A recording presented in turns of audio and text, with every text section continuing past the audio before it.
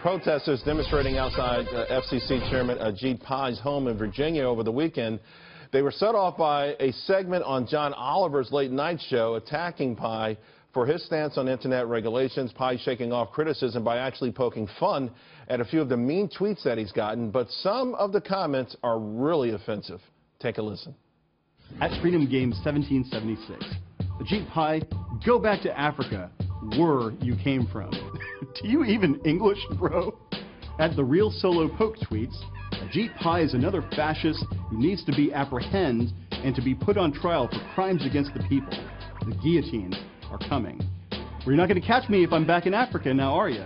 At Kevin tweets, A. Pai is the Uncle Tom of the Indian people. He is an embarrassment for all non-whites. His sycophantic behavior, kissing white ass, is gross. As a conflicted brown man, I was on the fence, but when you put it in all caps, you persuaded me. Ajit Pai joins us now. I love that you read those out. It's always great to hear how it sounds. You know, going from Twitter to the spoken word and the hypocrisy of it all. Just share again with us a little bit more the hypocrisy and the vitriolic anger aimed at you on such a personal level. Well, it has been pretty vitriolic, and those were some of the more PG-13 rated tweets that were found. But I understand that people are passionate about this issue. My goal has simply been to focus on the facts and the law and try to have as civil a discussion as possible and perhaps inject a little bit of humor in there. And so that's why I put out the Mean Tweets video, and I've got to say it was a little bit of fun doing it. It was fun, but it was also sobering. And you know, once we get around the idea that it was great on your part to be able to handle this in such a way that there's something ugly going on in this country, and it's been going on for a long time. And you got to wonder, or at least pray, that we can turn it around. Absolutely. And look, I go back to the speech that President Obama gave in Tucson a few years ago where he talked about civility. And the basic point he made there is the point that I think remains relevant today, that people can disagree on public policy issues without being disagreeable or certainly violent. That's the spirit with which I've embraced public service throughout my career, and that's something I hope the American people would embrace as well.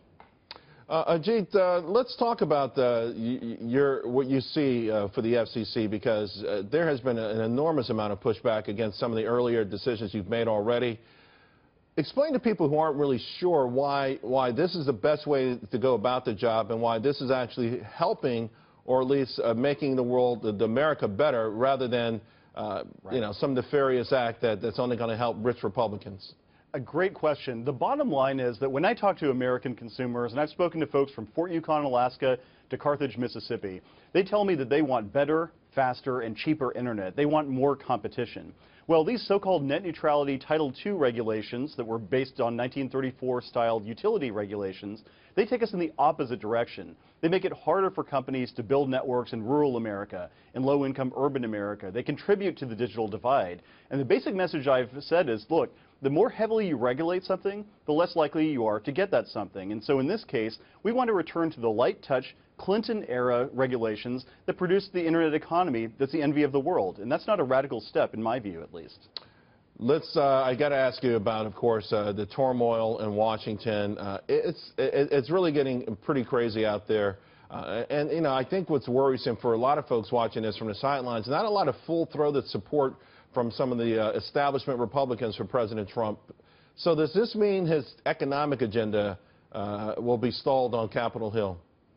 Well, I'm not sure about the issues that are beyond the FCC's bailiwick, but I can say that when it comes to things like infrastructure, it seems that there's no Republican or Democratic position, at least when it comes to digital infrastructure in particular. I have yet to hear somebody say that internet access is a Republican issue or a Democratic issue. When I speak to members on both sides of the aisle in both houses of Congress, they seem very interested in working with the administration and with the FCC to move things forward. So I remain optimistic, perhaps naively so, that we can reach a deal on ways to deliver digital opportunity to millions of Americans.